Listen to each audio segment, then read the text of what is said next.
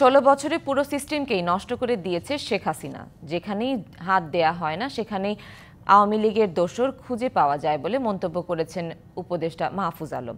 মানহানি ও লুটের ঘটনা দেশের মানুষের মানসিকতা ভয়াবহভাবে নষ্ট করে দিয়েছে বলেও মত তার।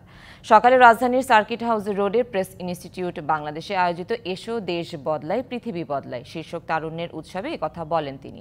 জানান সরকার এমনভাবে সংস্কার বিচার করবে তাতে নিরাশ হবে না মানুষ। একই অনুষ্ঠানে প্রধান উপদেষ্টার প্রেস সচিব শফিকুল আলম বলেন, তরুণরা নতুন করে বাংলাদেশ নির্মাণ করবে, সে জায়গায় সকলকে এক থাকতে হবে।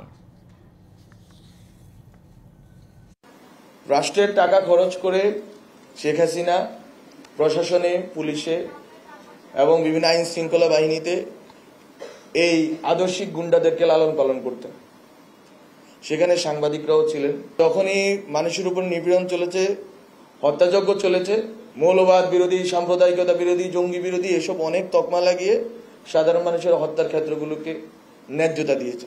তরুণরা নতুন করে বাংলাদেশ নির্মাণ করবে, সেই তাতে আমরা সবাই একত্রিত। সামনে যাতে এই আপনাদের যে পার্টিসিপেশন পুরোটা থাকে সেটা আমরা চাই।